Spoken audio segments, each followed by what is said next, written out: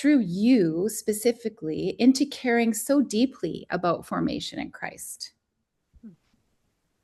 I think, Wendy, for me, it would have hit my personal story. As by the time I was sort of feeling like I was almost grown up at 22, 23, I really bumped into um, a time of struggle, significant disappointment in my life that sort of surfaced things that I did not expect and I didn't think I deserved. And it caused me, I think, to go a bit more deeply into my faith. And I suspect I sort of thought about these things kind of like spiritual growth was much like every other sort of growth and goal. And I just needed to be excellent at it.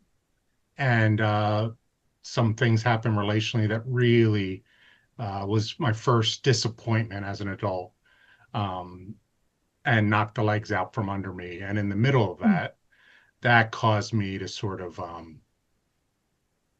felt like I was drowning, swim, read, find other ways to make sense of what was going on, be mad at the Lord.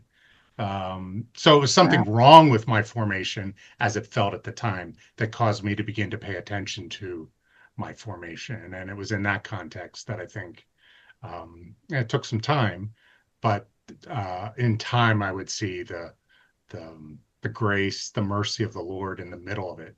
But I have to say that I don't think I saw much of that for 3 to 4 years. It was more of a struggle. And yeah, and that caused me to bump into all sorts of people that reading as well as good friends that could identify with what was going on. And lo and behold, the Lord's kindness in my own growth, he let me know he was up to some more things than I had any idea. And that was really good news at the time. So that was how I think I would say I got interested in, or I had ears to hear a formational Yeah. conversation. And that was probably in the years between age 21 to 24, right in that Wow. realm. Yeah, the turbulent 20 times. Hmm. Yeah, thank you for sharing that, Rob. Yeah, I don't know if I would have used that language at the time, but as I reflect on it, I think this is exactly what was happening to me. So probably earlier 20s, late 80s, I'm in college at that time. I pledged the fraternity, and my big brother in the fraternity was a Christian, had a pretty significant transformation. And I was in massive discovery mode of just who this God is. I grew up in the church, but really had no faith walk at all. And I remember going to his first Bible study that he did on Ecclesiastes. And it starts with meaningless, meaningless, everything is meaningless, chasing after the wind and all these things. But I remember just absorbing that. And there was just something about who he was and how he was living his life that I was really drawn to. And so he was Wow. a couple years older than I was. And I remember he was about to graduate, and I was going to school in northern Indiana, really close to Lake Michigan. And we went to the Indiana Dunes. And I can still picture it. We're up on the dunes, and he said, when I graduate, you may be the only follower of Jesus in the fraternity. And he says, I Wow. want you to know I'm praying for you. And I have this question for you. And the question is, what type of person are you going to become? Something like that. Wow. And he may have said it differently, but it was like essentially, how will you live in the fraternity? And I mean, I can still feel it in my chest of what that question and what his words to me were.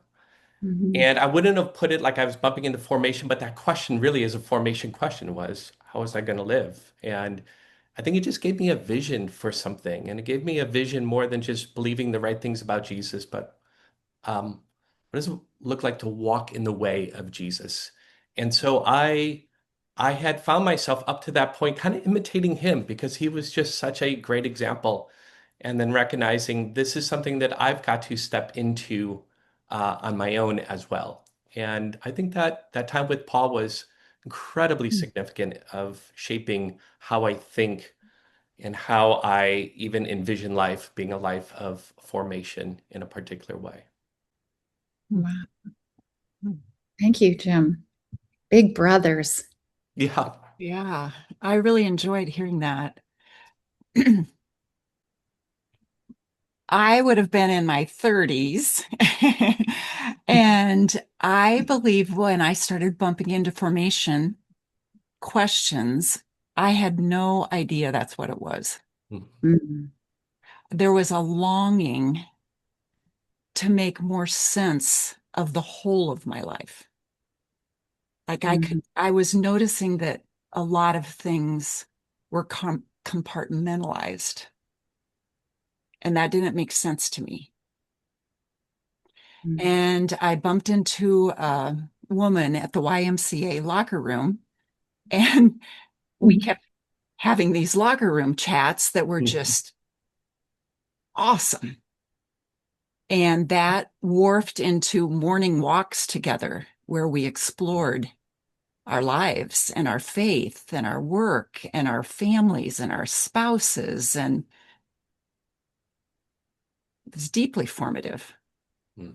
And together then, we discovered that we were wiggling our way into a stream of formation conversations that authors that we came to love were talking about. That would be, I would say, what drew where it started for me.